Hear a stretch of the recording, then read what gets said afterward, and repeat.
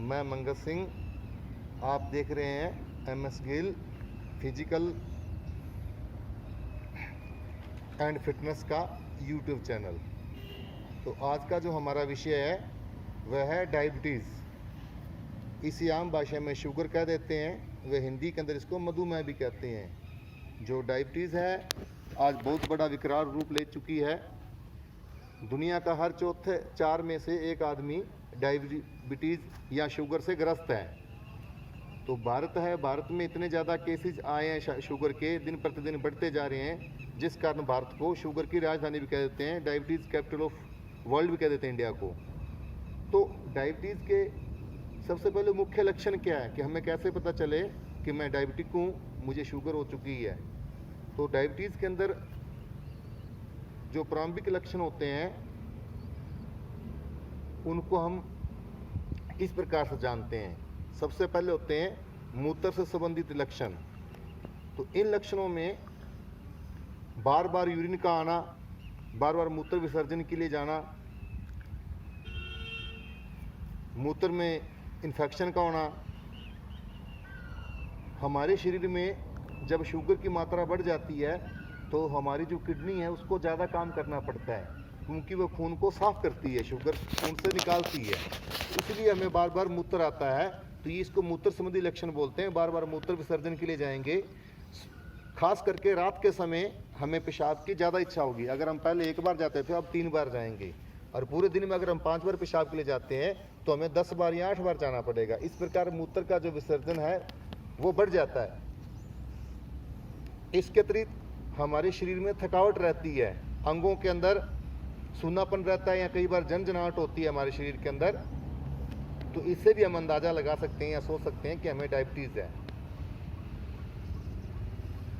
जो मुख्य लक्षण है टाइप 1 डायबिटीज़ का, वो कई बार हमारे शरीर में ही इंसुलिन नहीं बनता। तो इंसुलिन की मात्रा जब कम होगी तो ग्लूकोज की मात्रा हमारे शरीर में ज़्यादा हो जाएगी, जिससे हमें डायबिटीज़ हो जाएगी। जो सबसे मेन कारण है वह है गलत जीवन शैली। जब हम आलसी जीवन शैली अपनाते हैं, हमारा जो लाइफस्टाइल है वो एक्टिव नहीं होता, हम आलसी हो जाते हैं, तो तब हमारा एकदम वेट इंक्रीज होता है।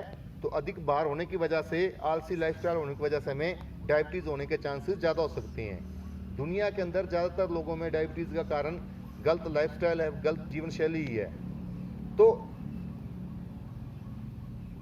हमने लक्षण व कारण जान लिए।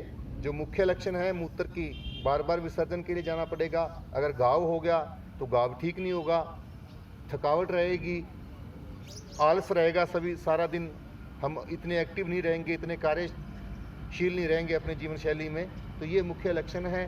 कारण गलत खान पान, शरीर में इंसुलिन का ना बनना, या अन्य कारण हो सकते हैं। हेरिडिटिकल भी हो सकता है, अगर माता पिता को थी या पहले किसी को परिवार में थी, बच्चों को होने के चांसेस हो जाते हैं। तो हमें बचने के लिए हमें हो ही ना, सबसे पहले हमें अपना जो जीवन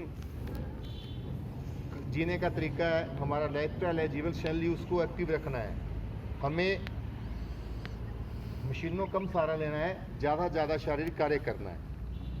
सुबह शाम हमें वॉक करनी चाहिए, हमें चलना चाहिए। अगर हम किसी दफ्तर में कार्य करते हैं, हमारा शारीरिक श्रम कम है, तो हमें योग व पैदल चलना, या हम दौड़ सकते तो हमें दौड़ना चाहिए, हमें डायबिटीज़ हो ही ना। इसके अतिरिक्त अगर हमें पता चल गया कि हमें डायबिटीज़ है तो हमें क्या करना है, डॉक्टर से जो दवाई ले रहे हैं, कई बार डायबिटीज़ की टेबलेट लगा देते हैं डॉक्टर, उस टेबलेट को हमने लेते रहना, एकदम बंद नहीं करना। उसके अतिरिक्त हम कुछ योगासन करते हैं, जो योग है जिससे हमारी जो पेंक्रियाज है उसका ब्लड सर्कुलेशन बढ़े और पेंक्रियाज ज़्यादा इंसुलिन प्रोड्यूस करे, और हम जहाँ तो उससे क्यूर कर लें डायबिटीज़ से, और यहाँ हमारा जो नॉर्मल बना रहे, हमें ज़्यादा तकलीफ ना हो, हमारा जो डायबिटीज़ या शुगर है हमारे लिए कष्टदायक ना हो, उससे हम अच्छे से कंट्रोल में रखें, या कंट्रोल में ना रहे तो हमें नुकसान ना दे, वो थोड़ा बहुत बढ़ता भी है। तो हम कुछ आसन करते हैं। तो सबसे पहले हम करते हैं मंडूक आसन। तो मंडूक आसन के लिए हम वज्रासन में बैठ जाते हैं, वज्रासन बैठने के बाद में जो हमारे हाथ होते हैं इसकी मुट्ठी बंद करके, दोनों मुट्ठियां बंद करके अपनी नाभि के पास रखते हैं और एक लंबी सांस लेके धीरे धीरे सांस को छोड़ते हुए आगे झुकते जाते हैं। हमारा जो पेट है हमारी थाई से बिल्कुल चिपका हुआ हो और हमारा सर है इस प्रकार जमीन पर लग जाए। अगर आपका सर नहीं लग रहा तो आप नीचे तकिया भी रख सकते हो, लेकिन आपकी कोशिश ये रहे कि जो पेट है, पेट आपका थाई से चिपका रहे, जिससे आपकी जो नाभि वो प्रेस होगी और आपका जो पैंक्रियाज है वो अधिक कार्य करेगा तथा अधिक इंसुलिन को बनाएगा। तो ये पहला आसन था। इस स्थिति में जब तक संभव हो रहे हैं और इस स्थिति को बार बार दोहरा सकते हैं। ये पहला आसन था मंडूकासन। दूसरा जो हमारा आसन होता है, अब सांस को लेते हुए वापस ऊपर आते हैं। इसके पश्चात दूसरा आसन करेंगे तो वह है भुजंगासन।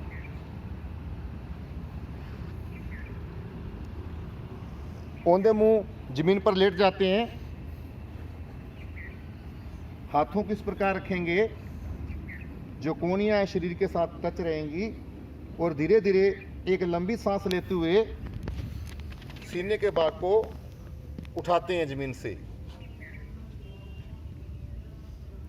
तो इस प्रकार थोड़ा सा कोहनियों को मोड़ के शरीर के साथ रखेंगे। तो इस आसन में जब तक संभव हो आप रहें, इसको भुजंग आसन कहते हैं। तो इस आसन में जितनी देर तक वो संभव रहे, और इस आसन की भी आप बार बार दोहरा सकते हैं, क्योंकि एक आसन आपको कभी ठीक नहीं कर सकता और ना ही आप उसमें ज़्यादा समय तक रह सकते हो। तो बार बार आप उसको जब तक रिपीट करोगे, आप दोहराओगे, तो आपको उचित लाभ प्राप्त होंगे। ये आपका दूसरा आसन था। जो तीसरा आसन है वो हम करते हैं धनुरासन। तो धनुरासन में भी हम पेट के बल लेटे रहते हैं। जो आपके पैर हैं, पैरों को हम अपने पैरों को मोड़कर ऊपर उठाते हैं और हाथों से पैरों को पकड़ते हैं तथा हमारे जो शरीर है, पैर है, वे आगे सीने का हिस्सा उसको पूरा ऊपर उठाने की कोशिश करते हैं जितना उठा सकते हैं। तो इसमें भी आपका जो पेट है, जो पेट का बल, उस पर दबाव पड़ेगा और आपकी जो पैंक्रियाज है उसका ब्लड सर्कुलेशन बढ़ेगा। और ये आसन आपके लीवर के लिए भी उचित है। अगर आप ज़्यादा समय तक नहीं रह सकते, शुरू में आप सहारा भी दे सकते हैं एक बार। जैसे धीरे धीरे आप इसके अभ्यस्त हो जाओगे तो प्रैक्टिस से आप शुरू में अच्छे से नहीं कर पाओगे, अभ्यस्त होने पर भी आप अच्छे से कर पाओगे। तो ये दूसरा आसन था धनुरासन। इसमें जो शरीर की स्थिति है वो धनुष के आकार में की ओर जाती है।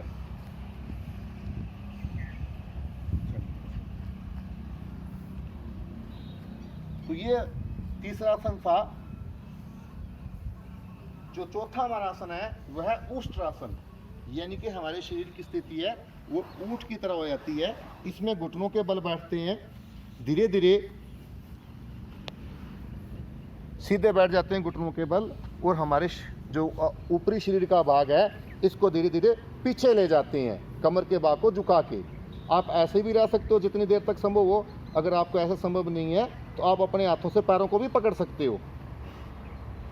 एक लंबी सांस लेते हुए आपने पीछे जाना होता है। तो इस स्थिति में जब तक संभव हो सके आपने रहना है। तो इस स्थिति को भी आपने 2 से 3 या 3 से 5 बार आपने दोहराना है। इन सभी आसनों का आप 3 से 5 बार अभ्यास करोगे। ये चौथा आसन था हमारा उष्ट्रासन। जो पांचवा आसन है वह है शलभ आसन। तो इसके लिए पेट के बल लेट जाते हैं। शलभ कहते हैं टिड्डे को। जो टिड्डे होते हैं, आप कभी देखते हो जो टिड्डे होते हैं उड़ते रहते हैं, तो उनके जो पीछे से क्या होता है, एक पैर जो पीछे से उनका उभरा हो रहता है, जो पीछे से जैसे उनकी स्थिति होती है, तो हम पैर को उठाते हैं। जो अपने हाथ हैं, हाथों को थाइज के नीचे रखेंगे और धीरे धीरे अपने पैरों को पीछे से उठाएंगे। जितना संभव हो सके इनको उठा के रखना है, और जब तक संभव हो सके तब तक उठा के रखना है। तो ये हमारा पांचवा आसन था। तो इस प्रकार आसनों के द्वारा, नियमित अभ्यास के द्वारा हम अपनी डायबिटीज को ठीक कर सकते हैं। धन्यवाद।